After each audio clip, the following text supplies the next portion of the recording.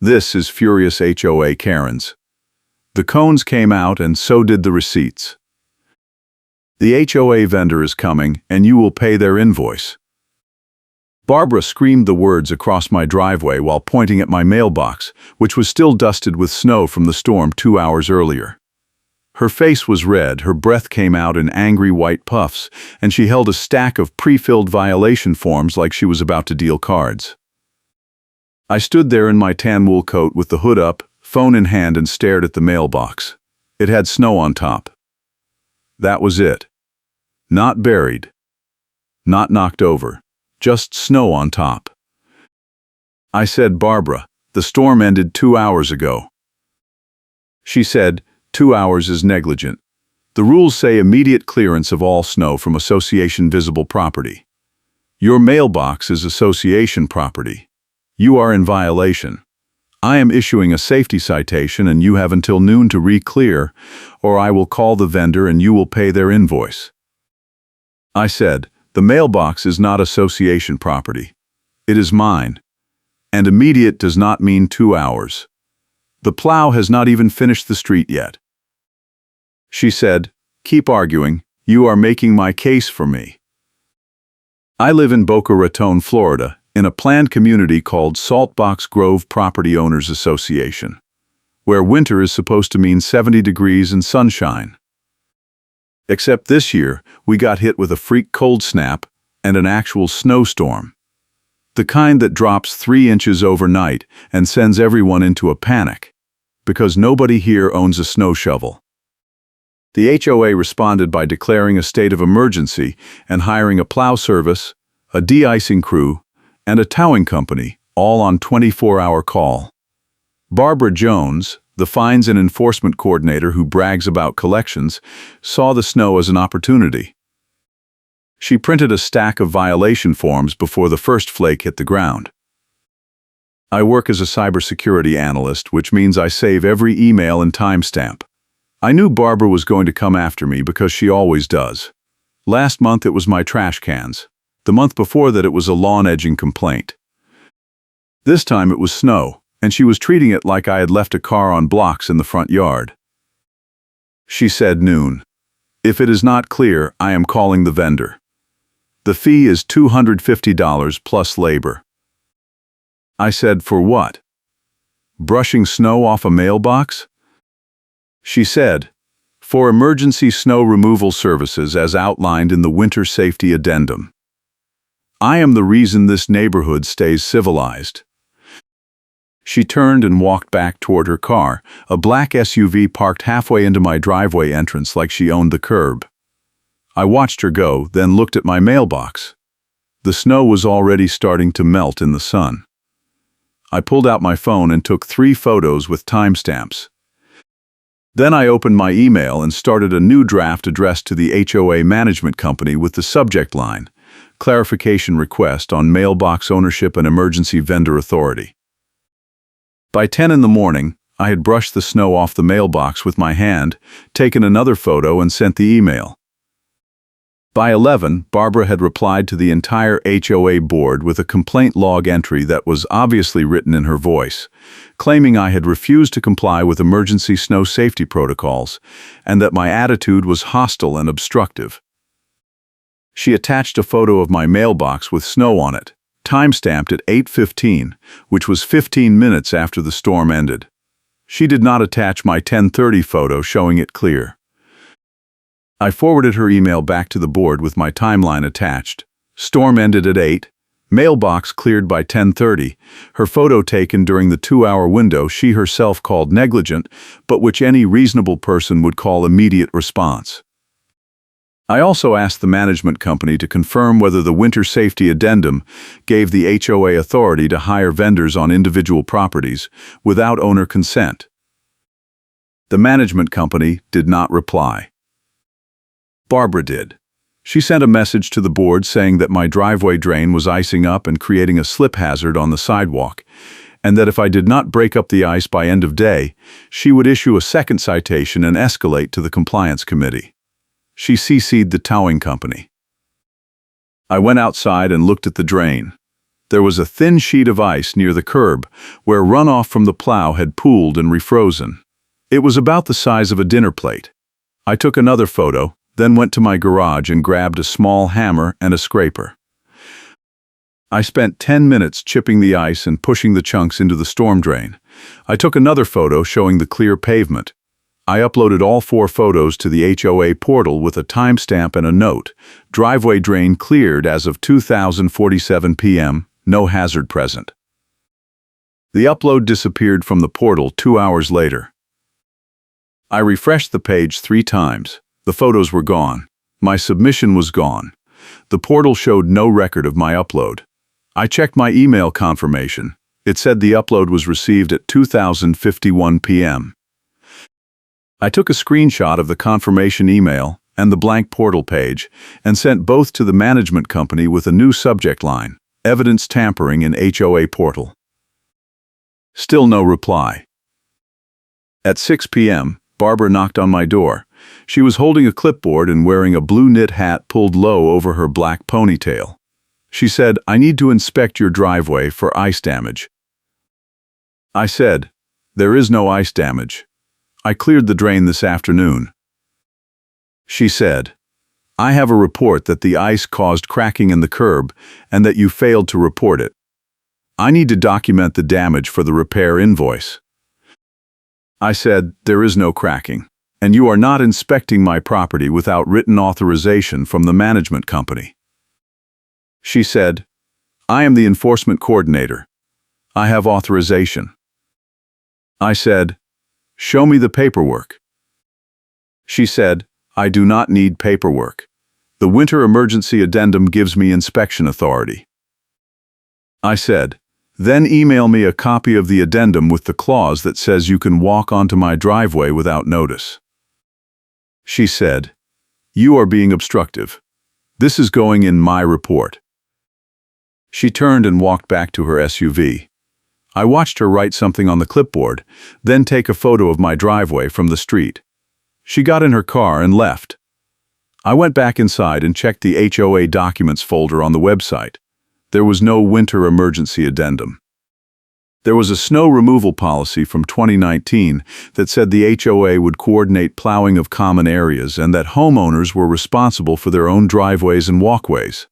It said nothing about inspections, vendors, or fines.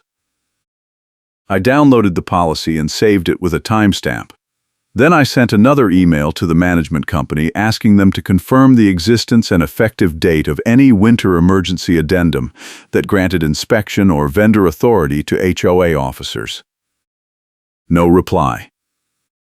The next morning, I woke up to find a tow truck in front of my house.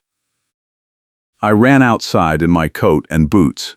The driver was a middle-aged guy with a gray beard and a reflective vest. He was unrolling a tow strap from the back of the truck. I said, "What are you doing?" He said, "Got a call from the HOA. Vehicle in violation, blocking emergency access." I said, "My car is in my driveway. It is not blocking anything." He said, "That is what the work order says. Emergency access obstruction, snow route violation." I said, "There is no snow route on my street, and my car has not moved since yesterday." He said, "Look, man, I just do what the order says.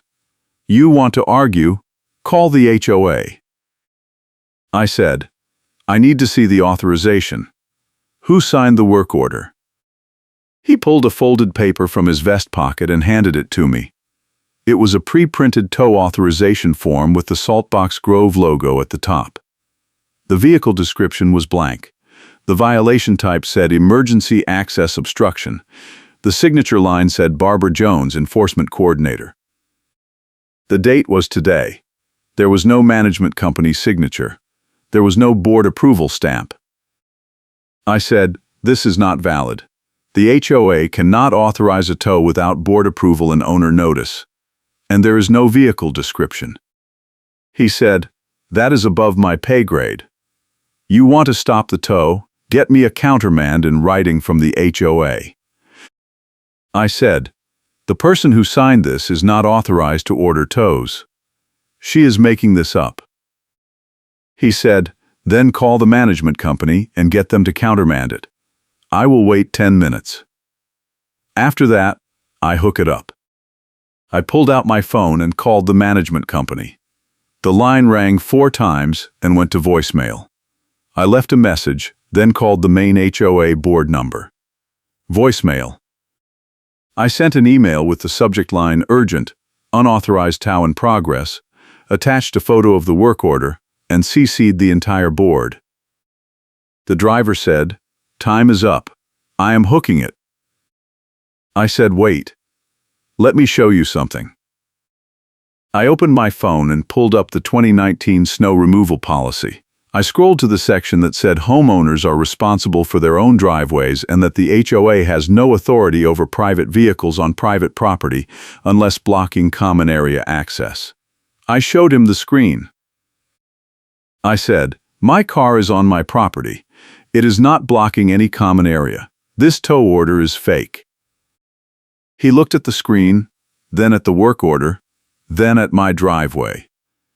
He said, "You are telling me the HOA lady just made this up?" I said, "Yes. She has been harassing me since the snow started. She is trying to force me to pay a vendor fee." He said, "Look, I get calls from this HOA all the time. Half of them are sketchy. Last week they wanted me to tow a car because the owner had not shoveled their walkway. I told them that is not how it works." I said, "Did Barbara call that one in too?" He said, "Yeah. She calls a lot. Always some emergency that is not really an emergency." He folded up the strap and said, "I am not towing your car. If she wants to fight about it, she can call my boss. But I am not hooking up a vehicle on private property with no board approval and no violation." I said, "Thank you." He said, "Get yourself a lawyer. This lady is going to keep coming after you until somebody stops her." He got in his truck and drove off. I stood in my driveway with my phone in my hand and watched him go. Then I took a photo of my car, still parked exactly where it had been, and uploaded it to the portal with a note. Tow attempt blocked due to fraudulent work order signed by Barbara Jones without board or management approval. I also sent the photo and the work order scan to my email with the timestamp. 2 hours later, Barbara showed up at my door again. This time she had someone with her, a man in his 50s wearing a green parka and holding a tablet. She said, "This is Dale, the board vice president. We are here to conduct a compliance inspection." I said, "No, you are not." She said, "We have a report of unpermitted snow removal equipment on your property." I said, "I do not have any snow removal equipment." She said, "You were observed using a hammer and a scraper on HOA property this morning." I said, "I used a hammer to break up ice on my driveway drain. That is my property, not HOA property." Dale said, "The drain connects to the HOA storm system. Any damage to the drain is HOA responsibility and requires a work order." I said, "I did not damage the drain. I cleared ice. And I am not letting you inspect my property without a warrant or a court order." Barbara said, "You are refusing a lawful compliance inspection. That is an automatic fine escalation." I said, "Show me the rule that says you can walk onto my property without my consent." She pulled a sheet of paper from her stack of pre-filled forms and held it up. It was labeled Winter Emergency Addendum and dated 3 days ago. I said, "Let me see that." She pulled it back and said, "You can request a copy through the portal." I said, "The portal deletes my submissions. I am not requesting anything through a system you control." She said, "Then you are out of compliance and subject to escalation." Dale said, "We are noting your refusal in the record. You will receive a hearing notice within 48 hours." They turned and walked back to Barbara's SUV. I watched them go, then went inside and sent another email to the management company with the subject line "Trespass Attempt by HOA Officers. No valid authority."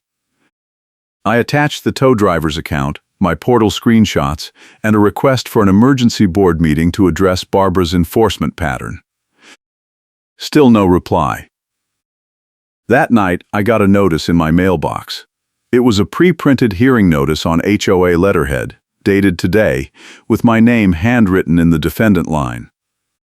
The violation list included failure to clear mailbox in a timely manner, failure to report driveway drain damage, obstruction of emergency vendor access, refusal of compliance inspection, and hostile conduct toward HOA officers. The fine total was $1,800. The hearing was scheduled for 3 days from now at the clubhouse. I read it twice, then took a photo and added it to my evidence folder. Then I sat down at my computer and started building a timeline packet. I pulled every email, every portal screenshot, every photo with a timestamp, every weather report, and every rule document I could find. I organized them by date and printed the whole thing in a 3-ring binder with tabs. It was 47 pages. I also did something else. I went back through the HOA documents archive and found the management company contract. It was dated 2019 and had a 3-year term. The term ended in 2022. There was no renewal on file. I checked the board meeting minutes. There was no vote to renew. I checked the state business registry. The management company was still active, but there was no current contract with Saltbox Grove. I printed the contract, the expiration notice, and the business registry page. I put them in a separate folder labeled Trump Card and did not tell anyone. The next morning, the HOA plow came through again and left a pile of ice chunks at the end of my driveway. Barbara called my phone at 7 a.m. and said, "You have until 9 to break up the ice pile or I am issuing another citation." I said, "The plow left that pile. I did not put it there." She said, "HOA rules require homeowners to clear any snow or ice obstructions within 2 hours of placement. The pile is obstructing the curb." I said, "The pile is not obstructing anything. It is 3 feet from the curb." She said, "It is a trip hazard. I am documenting it now." I hung up and went outside. The pile was about 2 feet wide and 8 inches high. I took a photo, then grabbed a shovel and spent 15 minutes breaking it up and spreading the chunks into the snowbank.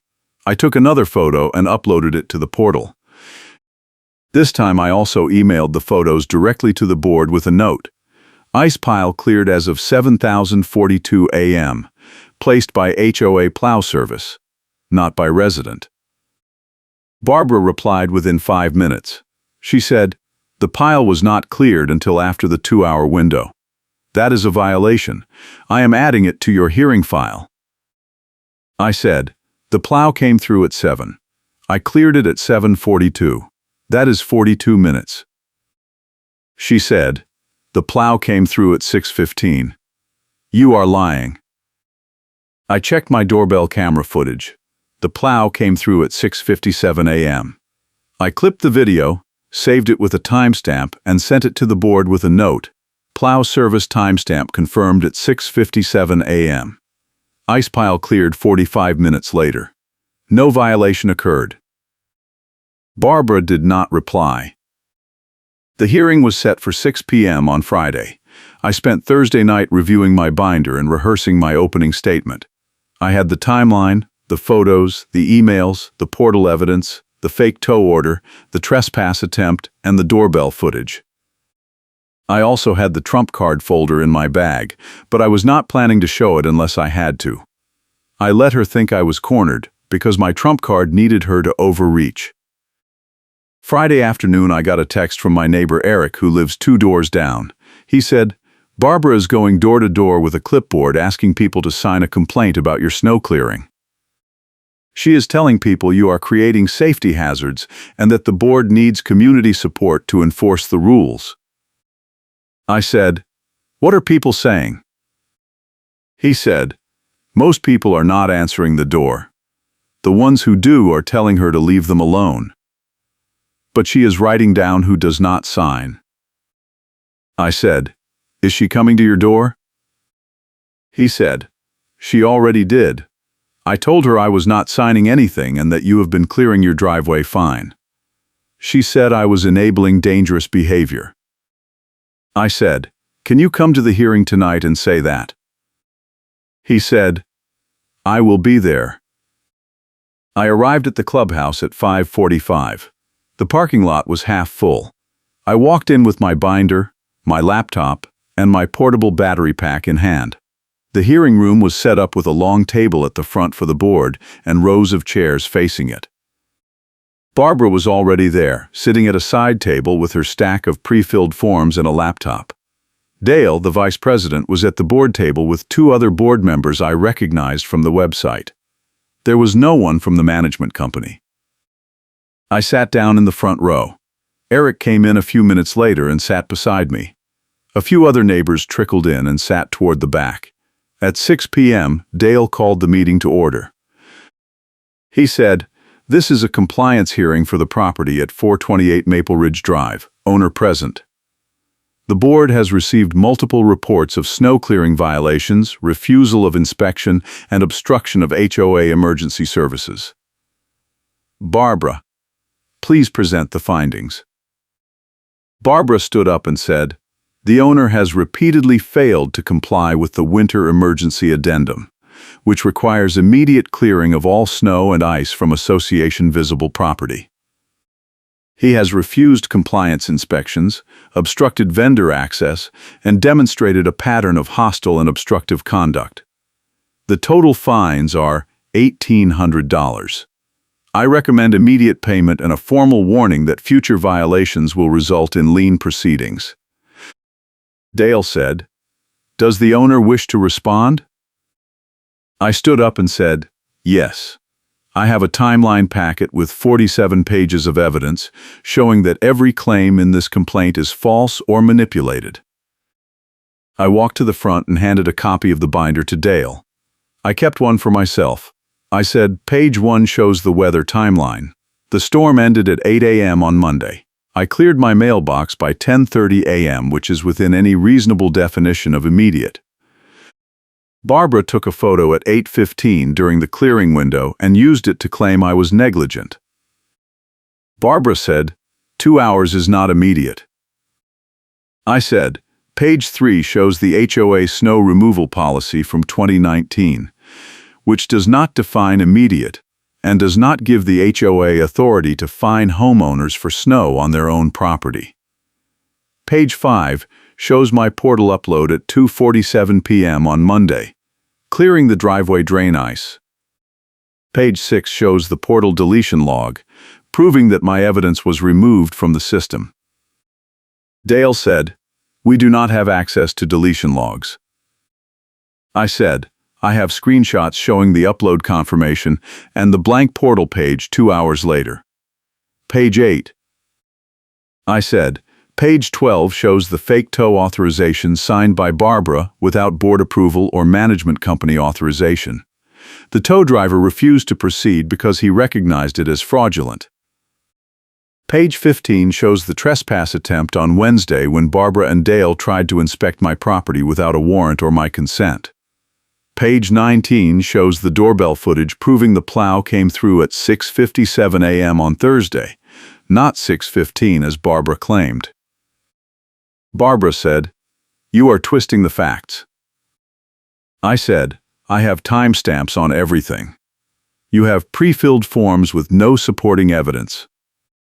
Dale said, "What about the refusal of inspection?" I said, "I refused an unlawful inspection. You do not have authority to walk onto my property without my consent or a court order. The winter emergency addendum you are citing does not exist in the HOA documents archive. If it does exist, I am requesting a copy right now with the board vote that authorized it." Dale looked at Barbara. Barbara said, "The addendum was approved by emergency vote on Saturday." I said, "Show me the meeting minutes." Barbara said, "It was an emergency vote. Minutes were not required. I said, Florida Statute 720 requires minutes for all board votes, emergency or otherwise. If there are no minutes, there was no valid vote. The addendum does not exist. Barbara slammed her wet gloves onto the table and said, "You are trying to undermine HOA authority. The board has the right to enforce safety rules." I said, "The board has the right to enforce rules that exist and were properly adopted. You are making up rules and fining people for violating them. That is fraud." Dale said, "We will take a recess to review the evidence." The board stood up and walked into a side room. Barbara stayed at her table, glaring at me. I sat down. Eric leaned over and said, "You are destroying her." I said, "Not yet." The board came back 15 minutes later. Dale said, "We have reviewed the timeline packet. We agree that some of the citations appear to be based on inconsistent timelines. However, the refusal of inspection and the obstruction of vendor access are still valid violations." I said, "I did not obstruct vendor access. I stopped a fraudulent tow. And I refused an unlawful inspection. Neither of those are violations." Dale said, "The board disagrees. We are reducing the fine total to $900, covering the inspection refusal and the vendor obstruction. Payment is due in 30 days. I said, "I am not paying a fine for stopping a fake tow." Barbara said, "Then we will proceed with lien proceedings." I said, "Go ahead. I will see you in court." Dale said, "This hearing is concluded." I stood up and said, "I have one more thing." I pulled the trump card folder from my bag and opened it. I said, "I have a copy of the management company contract. It expired in 2022. There is no renewal on file. There is no board vote authorizing a renewal. The management company has no current contract with this HOA." Dale said, "What does that have to do with anything?" I said, "It means Barbara has been acting as enforcement coordinator under the authority of a management company that has no legal relationship with this HOA. Every fine she has issued, every vendor she has called, every inspection she has attempted, has been done without valid authority. The entire enforcement structure is void." Barbara said, "That is not true. We have a management company." I said, "You have a company that used to manage this HOA. You do not have a contract. I checked the state business registry and the board meeting minutes. There is no record of a renewal vote, which means every action taken under that contract since 2022 is invalid." Dale said, "We will need to verify that." I said, "I have the contract, the expiration notice, and the registry page right here. Page 1, page 2, page 3. I handed the folder to Dale. He opened it and read the first page. His face went pale. He looked at Barbara and said, "Did you know about this?"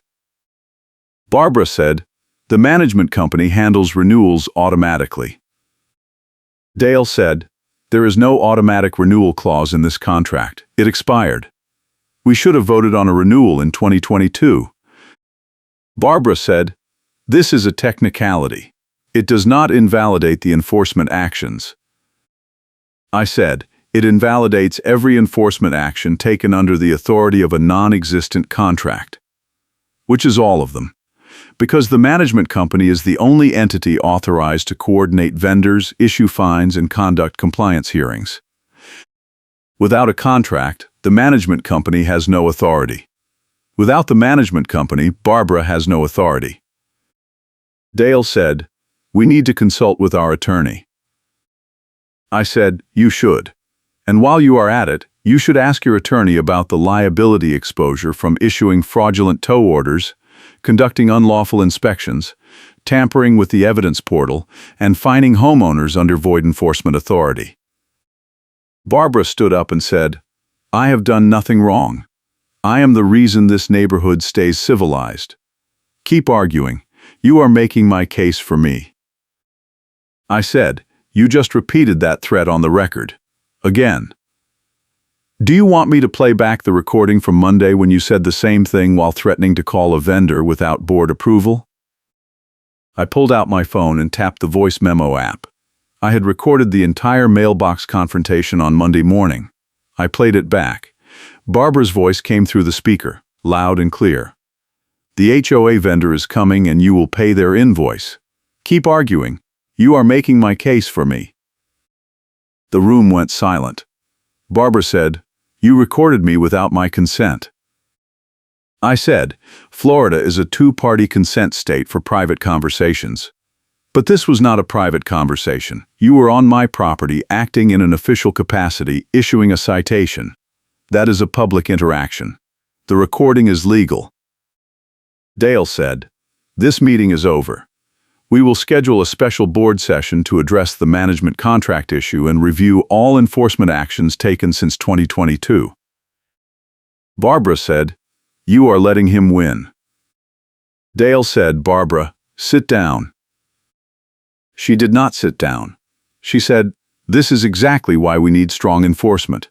People like him think they can ignore the rules and tie us up in legal nonsense. I am not going to sit here and watch this neighborhood fall apart because you are too afraid to back me up." Dale said, "Barbara, you issued a tow order without board approval. You claimed a vendor contract that does not exist. You deleted evidence from the portal. We are not backing you up. We are investigating you." Barbara grabbed her stack of pre-filled forms and her laptop and walked out. The door slammed behind her. Dale said, "We will be in touch within the week. All fines are suspended pending the investigation." I said, "I want it in writing." Dale said, "You will get it in writing." I left the clubhouse with Eric and two other neighbors who had stayed for the whole hearing. One of them, a woman named Sarah, said, "That was the most satisfying thing I have ever seen. Barbara has been terrorizing this neighborhood for 2 years. Nobody had the guts to stand up to her." Eric said, "What happens now?"